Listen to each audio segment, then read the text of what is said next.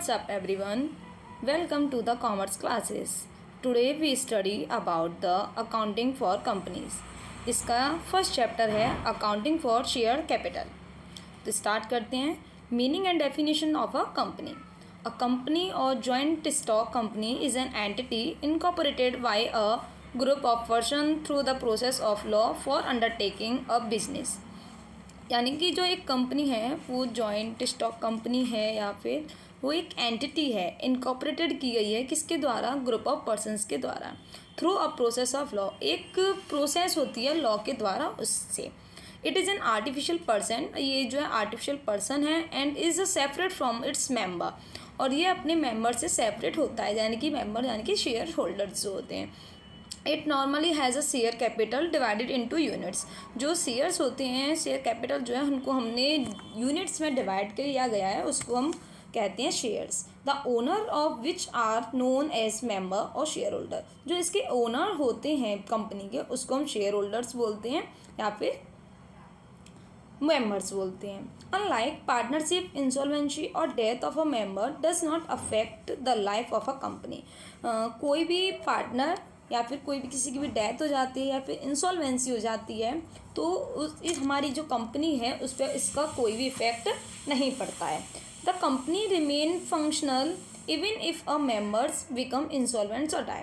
Company हमारी जो है तब भी रिमेन एज इट इज़ चलती रहती है, चाहे हमारी जो कंपनी इंसॉल्वेंट हो जाए और मेंबर्स, और चाहे उसकी डेथ हो जाए, तभी हमारी जो कंपनी है वो कंटिन्यू फंक्शन अपना काम जो है करती रहती है. द डेफिनेशंस है company means a company incorporated under this act और एनी प्रीवियस कंपनी लॉ. जो कंपनी एक्ट के अंदर या प्रीवियस ईयर जो भी कंपनी लॉ रहा है उसके अंदर इनकॉर्पोरेट करने वाले को कंपनी कहते हैं. ये section 220 sub section 20 of a companies act 2013 के अंदर आती है. हमारे प्रोफेसर हनी ने कहा है a company is an artificial person. एक कंपनी जो एक आर्टिफिशियल पर्सन है जो कि created by law having separate entity.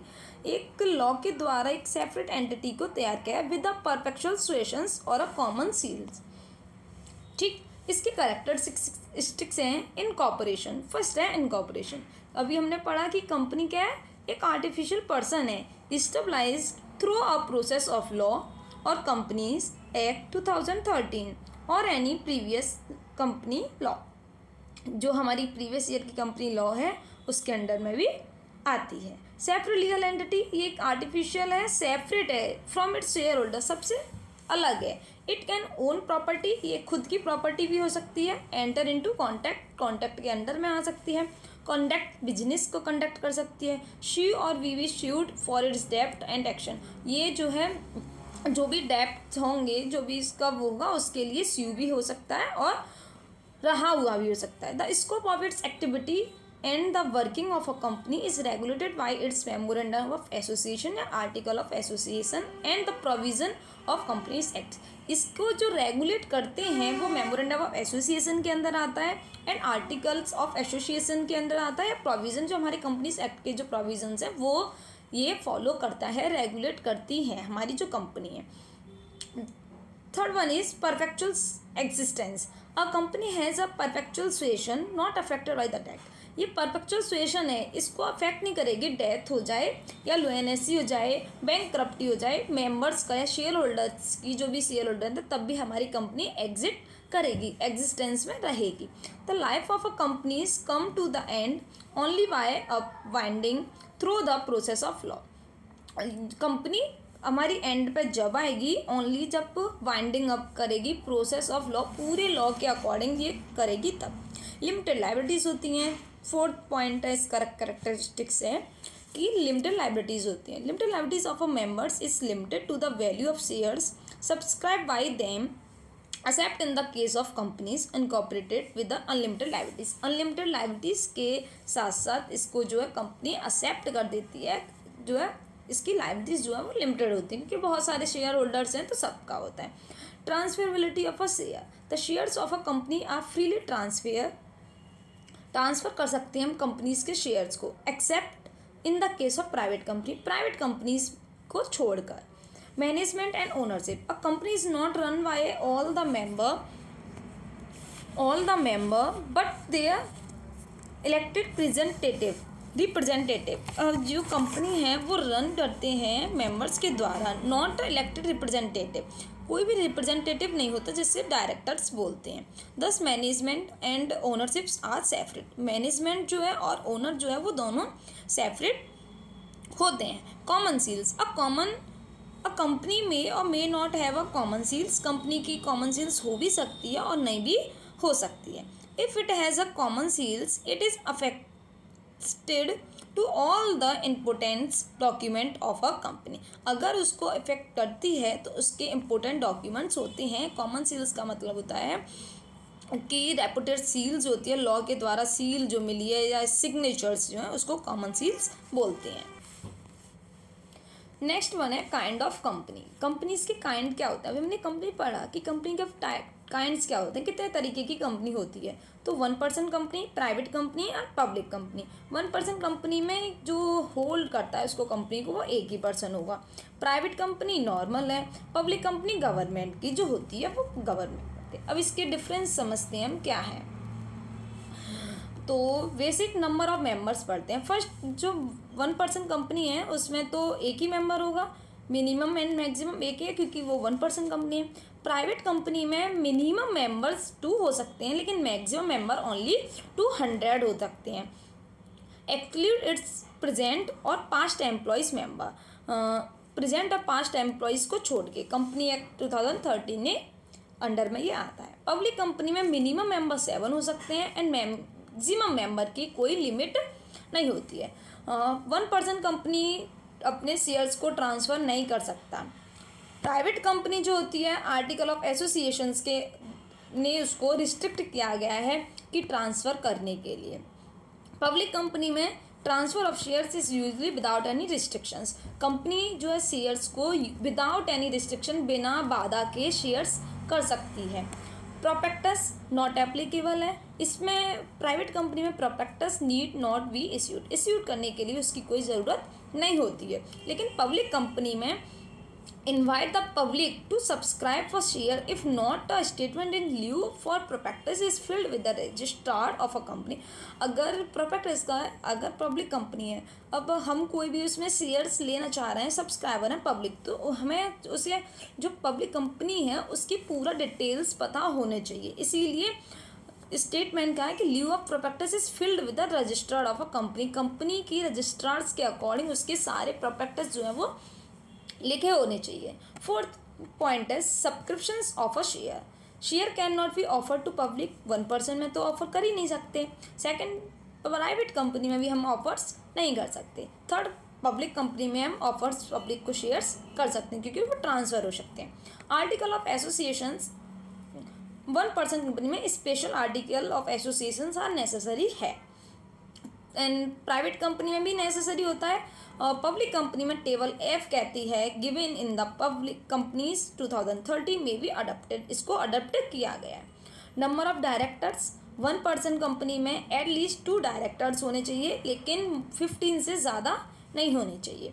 Private company में एटलीस्ट 2 डायरेक्टर्स होने चाहिए, not more than 15 directors. And public company में एटलीस्ट 3 कम से कम 3 डायरेक्टर्स होने चाहिए लेकिन 15 से ज़्यादा नहीं होने चाहिए। 7 पॉइंट है अलॉटमेंट ऑफ शेयर्स। 1% कंपनी है तो वो तो अलॉट करेगी नहीं क्योंकि उसको शेयर्स को सब्सक्रिप्शंस करने के लिए ऑफर नहीं कर सकते, तो वो अलॉट कहाँ से करेगी। सेकंड, प्राइवेट कंपनी शेयर्स में भी allotted as a director decide, जैसे डायरेक्टर डिसाइड करेगा उसी के अकॉर्डिंग वो अलॉट कर सकती है। And public company shares can be allotted only if the minimum subscriptions has been receive. Share जो अलॉट करेंगे जो मिनिमम सब्सक्रिप्शंस कहा गया है उसके अकॉर्डिंग। मिनिमम सब्सक्रिप्शन मोस्टली जो है 50% होता है। Public deposit, it can not invite and accept the deposit from public. इसको इन्वाइट नहीं किया जा सकता और एक्सेप्ट भी नहीं किया जा सकता पब्लिक के द्वारा। It can not invite public, private companies को भी इन्वाइट नहीं किया जाता पब्लिक डिपॉजिट के लिए, और पब्लिक कंपनी को तो इनवाइट किया जा सकता है और एक्सेप्ट भी किया जा सकते हैं उसके डिपॉजिट्स जो हैं पब्लिक से। नेम 1% कंपनी को ओपीसी कहेंगे। द वर्ड्स ओपीसी यानी कि 1% company is use a part of name. Private company में the word private limited are used as a part of name, उसमें प्राइवेट लिमिटेड लिखा जाता है, आपने मोस्टली देखा होगा। एंड पब्लिक कंपनी में ओनली लिमिटेड यूज़ करते हैं। ठीक, तो ये हमने डिफरेंसेस समझ लिए। थर्ड से नेक्स्ट पॉइंट है कि शेयर्स क्या होते हैं। अभी हमने जब कंपनी की डेफिनेशंस पढ़ी थी तो उसमें शेयर्स पढ़े थे। According to the section 2 sub section 84 of a company acts 2013, share means of shares in the capital of a company and include stock. Share का मतलब है कि जो भी कंपनी की कैपिटल है उसमें स्टॉक्स को भी मिला के। The capital of a company is divided into small unit. जो भी हमारी कंपनी की कैपिटल होती है उसको हम डिवाइड कर देते हैं स्मॉल स्मॉल यूनिट्स में, टुकड़ों में बांट देते हैं। तो जो स्मॉल यूनिट्स जो है उसको हम शेयर्स कहते हैं। Each share has a nominal value और फेस वैल्यू। उस सारे शेयर्स की अलग अलग उसकी फेस वैल्यू या नॉमिनल वैल्यू होती है। वो 1 रुपये भी हो सकती है, 2 रुपये भी हो सकती है, 5 रुपये, 10 रुपये और एनी अमाउंट कुछ भी हो सकता है। जो कंपनीज के जो मैनेजर है, डायरेक्टर है, वो डिसाइड करते हैं इसको कि क्या कर सकते हैं। देन क्लासेस और काइंड ऑफ शेयर्स। शेयर्स कितने टाइप्स के होते हैं, अभी हमने शेयर्स पढ़ा, अब हम पढ़ेंगे कि शेयर्स कितने टाइप्स के होते हैं। तो section 43 of a company act 2013 prescribe that share capital of a company has can be two types में हो सकते हैं। First one is preferential shares and second one is equity share. तो फर्स्ट पॉइंट है प्रेफरेंशियल शेयर्स आते हैं section 43 sub section B में। Preferential shares are show share which carry the following two preferential right. 2 preferential right होते हैं जिनके पास जो preferential shares होते हैं। Preferential shares right to receive dividend, उनको पहला राइट होता है कि वो डिविडेंड को रिसीव करेंगे। To be paid at a fixed amount और an amount calculate at a fixed rate, जो फिक्स्ड रेट पर कैलकुलेट किया है और जो हमारा फिक्स्ड अमाउंट है उसको रिसीव करने का राइट होता है। Which may be either be free of or subject to income tax, वो फ्री इनकम टैक्स से फ्री भी हो सकते हैं before it's paid to equity share holder. Equity share holder से पहले प्रेफरेंशियल शेयर्स को राइट होता है अपना डिविडेंड लेने का, रिसीव करने का। तो ये पहला राइट हो गया। Second right returns of capital on winding up of a company before debt equity share. अगर हमारी कंपनी का वाइंडिंग अप हो रहा है तो जो कैपिटल है प्रेफरेंशियल शेयर्स वाली उनको पहले राइट होता है इक्विटी शेयर से। Holder of preferential shares are called preferential shares holder. जो प्रेफरेंशियल शेयर्स को होल्ड करते हैं उनको प्रेफरेंशियल शेयर्स होल्डर कहते हैं। और प्रेफरेंशियल शेयर्स को भी फर्दर क्लासीफाई किया गया है ब्रॉडली, तो with reference the dividend, with reference to the participation in surplus profit, with reference of the convertibility के according and with reference of a redemptions। तो first point is with reference of dividend. Dividend के reference में preferential shares को बताया है कि ये cumulative preferential shares हो सकते हैं और नॉन कम्युलेटिव प्रेफरेंशियल शेयर्स हो सकते हैं। Cumulative preferential shares are those preferential shares which carry the right to receive arrears of dividend before dividend is paid to equity shareholder। उनको राइट होता है कि इक्विटी शेयर्स से पहले प्रेफरेंशियल शेयर्स अपना डिविडेंड रिसीव करें। फॉर एग्जांपल एक company है, 10,000 रुपये उसने शेयर्स हैं, 7% प्रेफरेंशियल शेयर्स पे 100 ईच किया and dividend for the 2014 and 2015 has not been paid. और 2014-2015 के उसने डिविडेंड पेड नहीं किया बिकॉज ऑफ लॉस। मान सकते हो आप कि अगर उसको 2014-2015 में लॉस हो गया था तो उसने प्रेफरेंशियल शेयर्स का जो डिविडेंड था वो नहीं दिया। तो company earn adequate profit in the year 2016। हमने क्या किया कि 2016 में उनने एडिक्वेट एक प्रॉफिट अर्न कर लिया कंपनी ने। तो in this case the company shall 2,10,000 as a dividend for 3 years to the preferential shares holder before dividend paid to the equity shares. जैसे कि अभी हम इसको देखते हैं, क्या किया कि कितने थे, एक सेकेंड,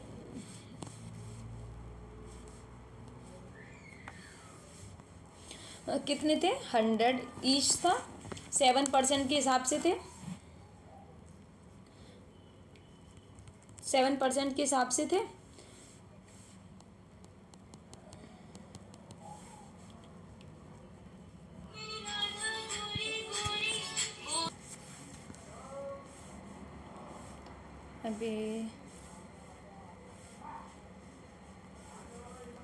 अभी हमने देखा कि कितने शेयर्स थे, 10,000 शेयर्स थे, 100 ईच के हिसाब से थे।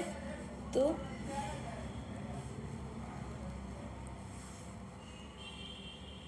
इतने हो गए, इतने का 7% प्रेफरेंशियल शेयर्स का डिविडेंड होगा, कितना हो जाएगा?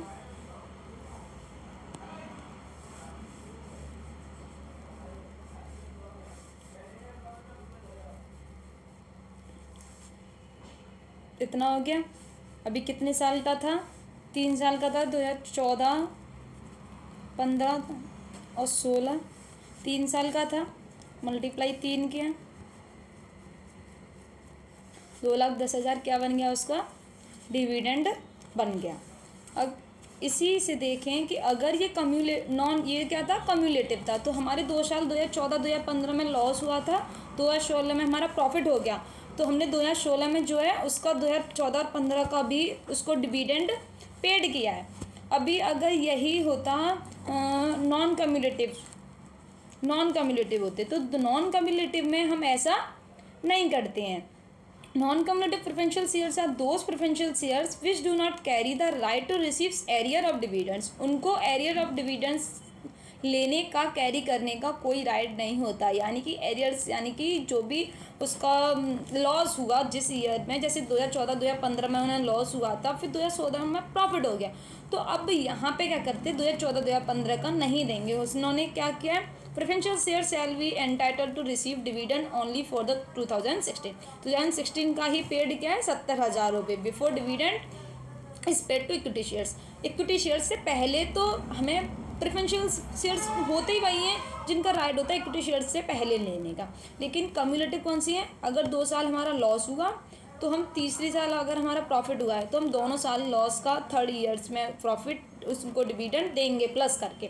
नॉन कम्युलेटिव क्या होगा? अगर 2 साल का लॉस है, तीसरी साल में लॉस नहीं हुआ है, प्रॉफिट हुआ, तो सिर्फ तीसरी साल का ही प्रॉफिट उनको डिविडेंड देंगे।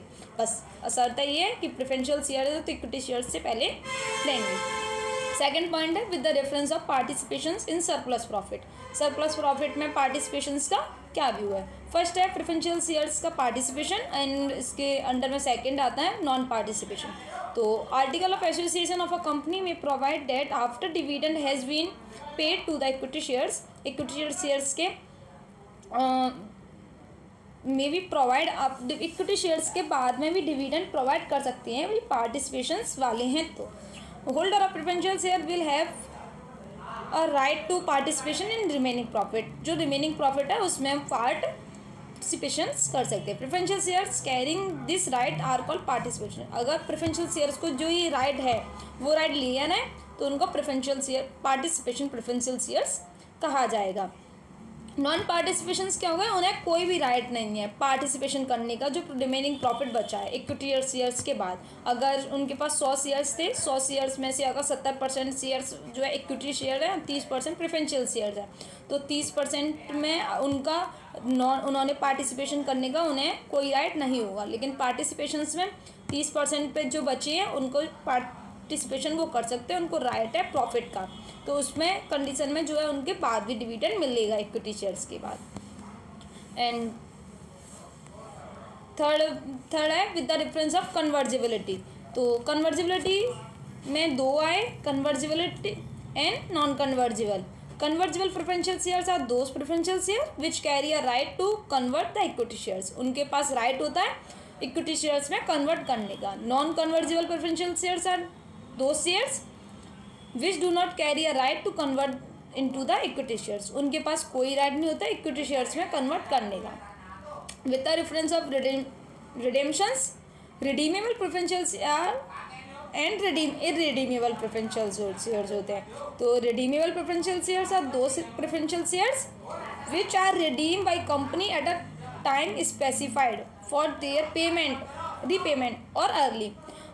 जैसे उन्होंने फिक्स्ड टाइम बना दिया कि 5 साल में या 10 साल में उनको अब उनके प्रेफरेंशियल शेयर का जो भी है वो रिडीम कर लिए जाएंगे। एक स्पेसिफिक टाइम दे दिया, मिनिमम वो 5 ईयर्स देते हैं। तो irredeemable preferential share those preferential shares the amount of which can be return bye the company. उनको कोई इरिडीमेबल को रिडीम वापस रिटर्न नहीं किया जाता कंपनीज में। Such shares when the company is bound, जब कंपनी बाउंड होती है तो उनके शेयर्स को रिडीम नहीं किया जाता। जो इरिडीमेबल प्रेफरेंशियल शेयर्स होती हैं वो नॉट परमिट है इंडिया में अभी तो। 2000 act company act 2013 does not permit the issue of irredeemable preferential shares. Company act ने उनको जो है इश्यू करने के लिए मना कर रखा है इरिडीमेबल प्रेफरेंशियल शेयर्स को। सेकंड है equity shares. Equity shares is that shares which is not a preferential share. जो प्रेफरेंशियल शेयर नहीं होते वो इक्विटी शेयर्स कहलाते हैं। Equity shares are the most commonly issued class of shares which carry the maximum risk and reward of a business. इनके पास सबसे ज़्यादा रिस्क होता है और रिवॉर्ड्स भी मिलते हैं। The risk being losing part of all the values of shares. Risk क्या रहता है कि कभी कभी अगर लॉस हो जाता है तो उनका पूरा पार्ट जो है, उनका हिस्सा जो है, शेयर जो है वो डूब जाता है, उनको नहीं मिलता है। इफ़ द बिजनेस इनका लॉस, जब बिजनेस लॉस में जाती है तो। रिवार्ड्स का being the higher dividend and appreciate in the market value.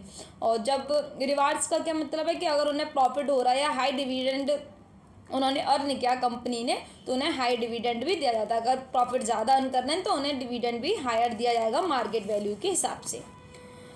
Then share capital, it is the amount that company can raise or has raised, जो कर सकती है या किया हुआ है by the issue of shares, shares को इश्यू करने के बाद में। It is that the part of capital of a company, ये कंपनी का पार्ट होता है कैपिटल का।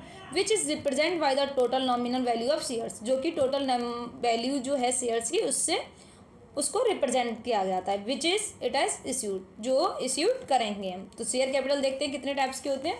शेयर कैपिटल ऑथराइज्ड जो नॉमिनल शेयर कैपिटल, सेकेंड है issued capital, third one is subscribed capital. Authorized capital means such capital as is the authorized by memorandum of a company to be maximum amount of share capital of a company। Company का सबसे ज़्यादा जो amount होता है maximum amount of share capital का, उसको authorised या nominal value कहते हैं। जो मेमोरेंडम ऑफ कंपनी है वो ऑथराइज्ड करती है इस अमाउंट को। उसके बाद इश्यूड कैपिटल है। Issued capital means such capital as a company issue from time to time for subscription, subscription के लिए टाइम टू टाइम इश्यू करती है। Issue capital is a part of authorised capital that is issued for subscriptions. जो issue capital है वो authorised capital का ही part होता है। अगर उसने ऑथराइज्ड किए 10 लाख शेयर तो उसमें से इश्यू वो 10 लाख किए तो 90,000 कर सकती है, 80,000 इश्यू कर सकती है, कुछ भी कर सकती है, लेकिन 1 लाख से ज़्यादा नहीं कर सकती। 1 लाख भी हो सकते हैं लेकिन 1 लाख से ज़्यादा नहीं कर सकती है। ठीक, it should be kept in the mind that issued capital can not exceed the companies authorised share capital. ये अपने माइंड में रखना होता है कि ऑथराइज्ड शेयर कैपिटल से हमारे इश्यूड कैपिटल कभी भी ज़्यादा नहीं होगी, उससे कम हो सकती है, उसके बराबर भी इश्यू कर सकते हैं लेकिन उससे ज़्यादा इश्यू नहीं कर सकते। Subscribed capital, subscribed capital means such a part of capital which is for the time being subscribed by the member of a company, जो सब्सक्राइब्ड किया गया है कंपनी के द्वारा।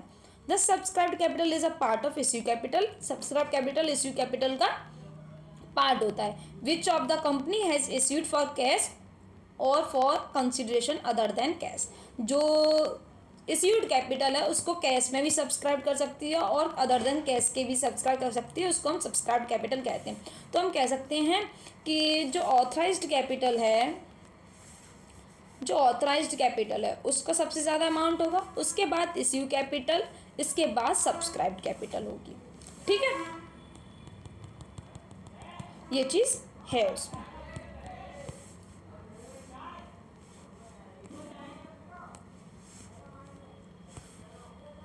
इसके बाद सब्सक्राइब कैपिटल को भी फर्दर डिवाइड किया गया, subscribed and fully paid.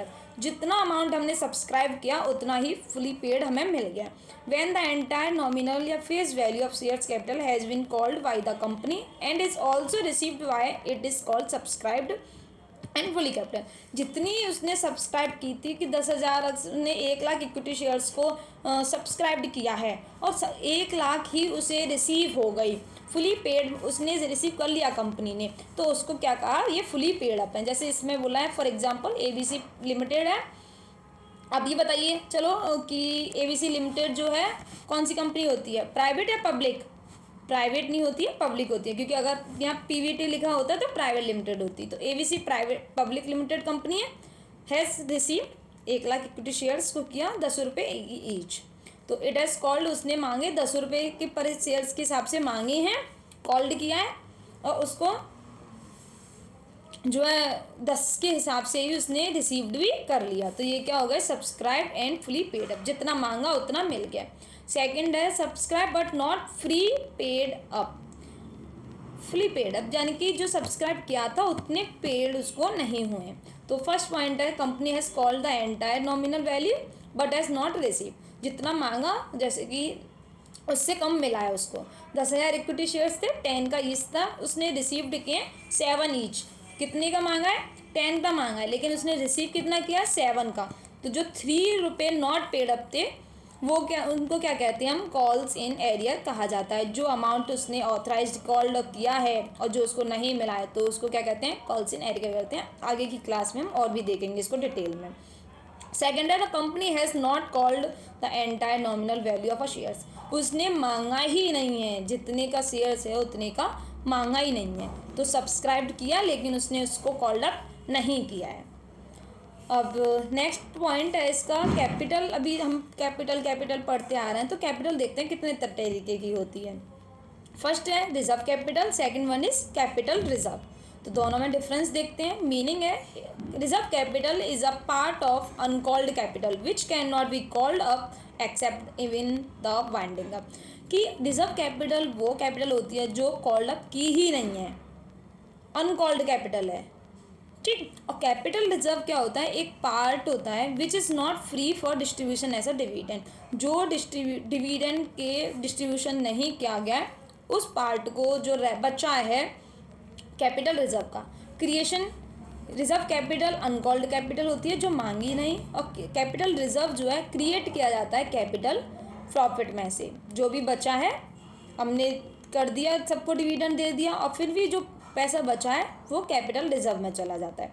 Optional या mandatory, reserve capital is not a mandatory to have a reserve capital. Reserve capital कोई मैंडेटरी नहीं होते, लेकिन capital reserve is a mandatory to create capital reserve in case capital profit earn by the company. अगर company ने capital profit को earn किया है तो उन्हें मैंडेटरी है कि वो कैपिटल रिजर्व को क्रिएट करते जाएं ताकि आगे फ्यूचर्स में उसको ज़रूरत हो तो वो यूज़ कर ले। Special resolution capital reserve capital के लिए रिक्वायर्ड होती है, लेकिन कैपिटल रिजर्व के लिए रिक्वायर्ड नहीं होती है। Time when it can be issued, used कब कर सकते हैं हम रिजर्व कैपिटल को, वाइंडिंग अप के टाइम पर। लेकिन जो कैपिटल रिजर्व है हम उसको कब यूज़ कर सकते हैं, during a company life time कर सकते हैं उसको। जब तक कंपनी हमारी चल रही है तब तक हम कभी भी यूज़ कर सकते हैं अपने कैपिटल रिजर्व को, क्योंकि हमारा जो प्रॉफिट है उसको हमने रख लिया। होते हैं ना जैसे कि मम्मी वगैरह अपने पास पैसा रखती हैं बचा के, सेविंग्स जो करती हैं, तो फिर जब भी ज़रूरत है उसको यूज़ करते हैं। उसी तरीके से मान सकते हो आप कैपिटल रिजर्व है। लेकिन रिजर्व कैपिटल ऐसा नहीं है, जो पैसा नहीं कॉल्ड किया वो कैपिटल है, तो वो तो वाइंडिंग अप के टाइम पर ही मिल पाएगा। Writing off capital losses, it can not be used to write off capital loss. Reserve capital को हम कैपिटल लॉस के लिए यूज़ नहीं कर सकते हैं, लेकिन कैपिटल रिजर्व को हम कैपिटल लॉस के लिए यूज़ कर सकते हैं, राइट ऑफ कर सकते हैं। अभी हमने पैसा बचा के क्यों रखा है, घर में पैसा रखा है, सेविंग्स किया, वो क्यों किया है, जब हमें लॉस हो रहा है, जब ज़रूरत है यूज़ करने के लिए, तो हम उसको कैपिटल रिजर्व को रिटर्न ऑफ कर सकते हैं, ले सकते हैं, लेकिन रिजर्व कैपिटल को नहीं ले सकते हैं। डिस्क्लोजर क्या है, it is not disclosed in the company balance sheet. Reserve capital को कंपनी की जो बैलेंस शीट होती है उसमें शो नहीं किया जाता है, जबकि कैपिटल रिजर्व को शो किया जाता है। It is disclosed under the head of reserve capital. Reserve and surplus में जो इक्विटी और लायबिलिटीज़ के पार्ट में, सब पार्ट में जो आता है हमारा रिजर्व एंड सरप्लस, उसमें हम उसको शो करते हैं। बैलेंस शीट जब बनाते हैं कंपनीज़ की तो कैपिटल रिजर्व को शो करेंगे क्योंकि वो हमारा एज अ प्रॉफिट है, लेकिन रिजर्व कैपिटल को शो नहीं करेंगे। तो आज की क्लास में इतना है। नेक्स्ट क्लास में हम देखेंगे कि इश्यू ऑफ शेयर्स को, अभी हमने जब पढ़ा था कि शेयर्स को इश्यू करते हैं, तो इश्यू को कितने तरीके से कर सकते हैं, कैसे कैसे हम शेयर्स को इश्यू करते हैं, उसकी एंट्रीज किस तरीके से बनाते हैं, वो आगे की क्लास में देखेंगे। Thank you for watching this class.